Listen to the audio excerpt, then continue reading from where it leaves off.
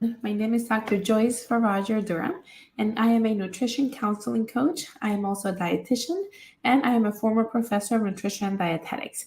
I am also the founder of the Nutrition Counseling Academy and the host of this community, the Facebook coaching and counseling community for dietitians. Welcome. I'm going to go over the three top mistakes that dietitians tend to make in a nutrition counseling session. And also, I want to share some strategies that you can use to avoid some of these pitfalls. So let's go ahead and dive right in.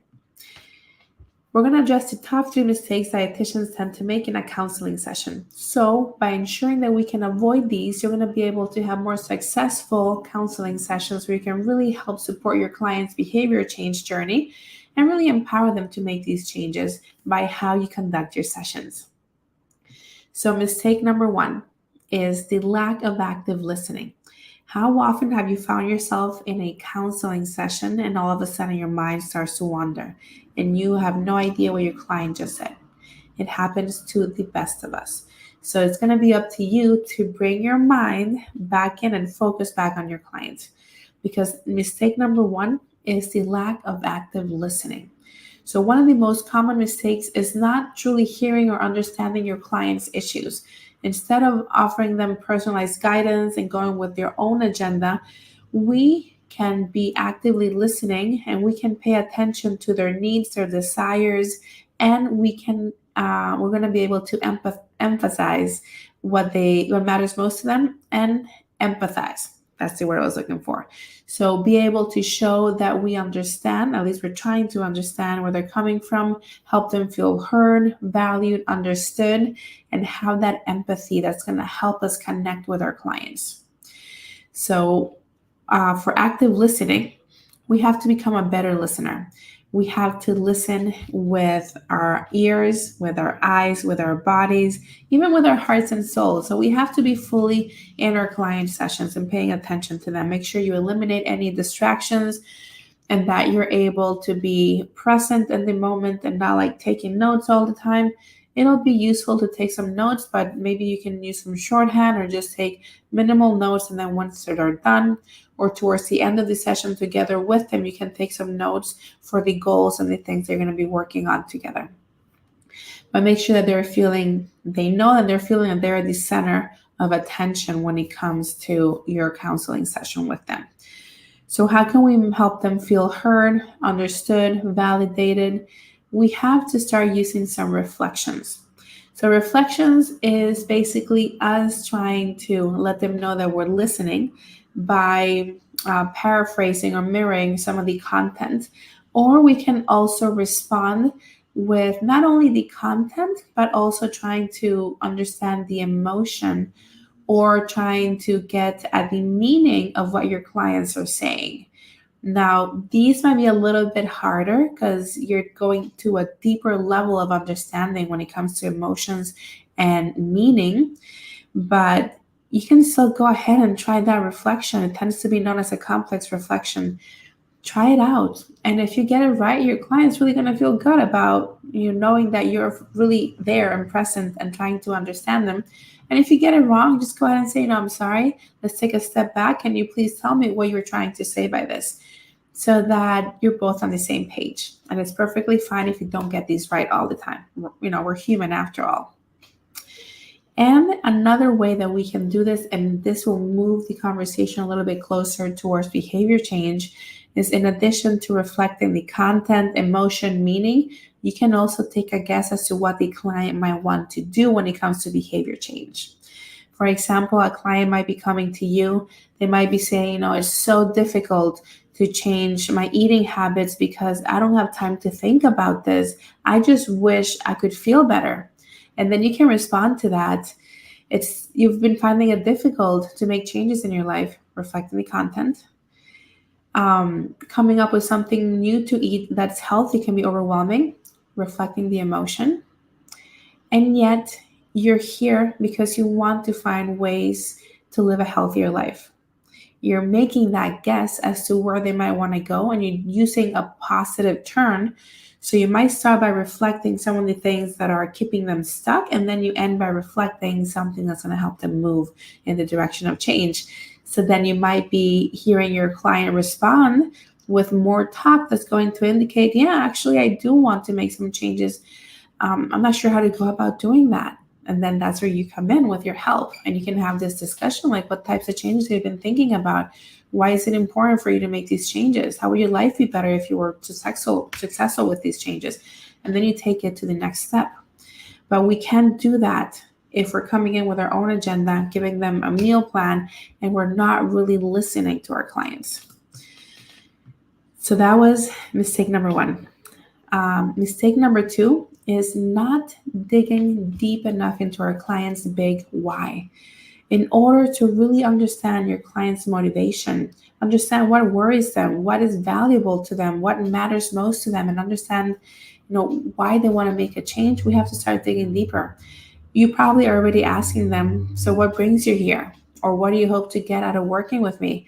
But you got to take it a step, deeper, like an onion, start peeling those layers. Ask them at least twice why they want to make that change. What would be the benefits of being successful with that change? How would their life be different if they were able to make that change? So they can start thinking about what really matters to them, their set of values, and they can start thinking about what their desired future self would look like. So they start to think about that identity that they want to reach by working with you. And then once they have a good idea of that desired future self, that future identity they want to build, it'll be easier to have conversations about what would someone who has that identity do on a daily basis. What types of activities would support that person in achieving that identity and get a little bit closer to that goal. But it's not going to happen if you don't dig deep enough. So knowing why it matters to your client to be able to make those changes is going to be key, not just for you to help them when they're struggling, but also for them, because sometimes, actually much of the time, they might not be having these conversations with other healthcare practitioners. So they're having them with you. So that makes you stand out. It makes you get to know them better. It builds that therapeutic relationship, that connection with the clients, that rapport. So that's going to help both of you collaborate towards that lasting behavior change. It's also going to be an opportunity for them to discover why they want to do this. Maybe they were thinking they wanted to work with you because they wanted to fit into their, pair of jeans from last summer or from maybe 10 summers ago, who knows? But it goes beyond that. What it would mean for them to be able to fit into those jeans, or what it would mean for them to be able to do the activities that makes them feel good. And then you would have those conversations with them. So this can help them uncover what really matters to them as well. And this is going to be important because in order for them to stay committed to long-term lasting behavior, they need to know their big why. And you need to keep track of that so that you can bring this up when you're noticing that their motivation is waning. Mistake number 3, overwhelming your client with too much information. How often have you been maybe to your doctor's office or your physical therapist or any other healthcare provider, and they give you like a list of things that you need to do? And then you lose that list and you forget, and probably, odds are that you're not going to do those things. You are overwhelmed when that happens. Same thing happens to your clients. So we have to learn to not overteach, to not overwhelm our clients. We got to keep it simple. Keep it plain and simple because people cannot handle too much. I would much rather have my clients leave my sessions having one goal and having discussed one thing in depth, and they have a good understanding of what they're going to do and why it's important for them to do it, what would happen if they're not successful with plan A, having plan B, knowing how confident they are, what potential barriers might get in the way of that one goal, that my clients leaving the session with 4 or 5 goals and not even, skimming those goals when they get home. So make sure you're not overwhelming them with information. They don't need to know all the mechanisms as to, how glucose is metabolized. They need to know enough for them to understand what they need to do to feel better, to be successful with a particular action step for reaching that goal. They don't need to know the whole story, but you can build upon that session after session. So it should be a bit of a phased approach, where in each session you give them a little bit more and a little bit more, so that information is going to build upon prior sessions and action steps are going to build upon prior action goals. So that's the best way to keep it simple and more effective.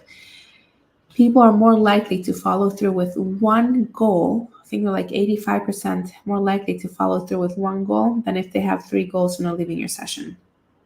So make sure you keep it simple. Don't overwhelm them with too much information. Keep the teaching to the minimal and to what's relevant. And before you jump into teaching, ask them what they already know about that topic. Odds are they might already know something, so you don't have to start from scratch. You just have to fill in the gaps. Or if they have any misinformation, that would be a good time to correct that misinformation without, in a compassionate way. Let's just put it that way, without telling your client, no, you're wrong. But instead, what led you to think that about this particular topic? And is it okay if I share some more information with you? Always being very respectful and collaborating with your clients. So we have these different mistakes and also the strategies for you to be able to avoid them. And I'm going to go ahead and add one more thing to mistake number 3. When your client chooses that one goal to work on, don't forget to assess their confidence. How confident are they that they can meet that particular goal? Because if they say that on a scale of 0 to 10, they're at a 5, that's not a good goal. But if they're saying they're at at a 7 or an 8, I would still ask them, what would it take for you to be at a 9 or a 10? What might be getting in the way? That's how you assess barriers. And then you come up with a plan B. And even if they say, oh, no, nothing's getting in the way, I'm at a 10 out of 10. So then you ask them, what if you were to have a very stressful week and you weren't able to do this X, Y, or Z goal? What could you still do that will make you feel like you're still working on something? Because some people have this black or white mentality, this all or nothing. So if they know they're still able to do something and be in, even if they're not all in, it's going to help them maintain that momentum. So those are my tips and my strategies. Thank you all for watching. I hope you found these helpful. And I wanted to let you know that I go into a lot of depth into all of these and many other strategies to be able to prevent the mistakes, but also to have more successful and effective nutrition counseling and coaching sessions in my program. I have the self-paced Elevated Nutrition Counseling Blueprint, your ticket to higher client retention, which is available online. You have lifetime access to it, and it's a total of about 7 hours, 47 modules for you to watch at your own pace. And along with that, you also get a workbook. So this workbook, it's about 97 pages, so you can take your time. But you can see that these are all the different topics. So for each module, each of the 8 modules, there are different topics. And for each topic, you get, different practice tips. How to unpack meaning. How do you do that? You have reflections. You have practice tips. You have action-based prompts that help you implement that information on your own. And if you want to bring it to the next level, there's also the VIP upgrade, which is bi-weekly. So every other week, you get to join a really great hour and 15 minutes, hour and a half group coaching call where we do case consults, we do discussion of relevant topics that can help with mindset shifts. We have role-playing practice activities where we apply and implement these counseling strategies, and then I give you personalized feedback, and it's a really supportive community. So if this is something that you're looking for, please go ahead and send me a message. I would love to have you join. The self-paced you can do anytime. The coaching calls are happening as of right now every other Thursday. So feel free to send me a message and I can send you more information. Thank you all for joining, and I look forward to chatting with you.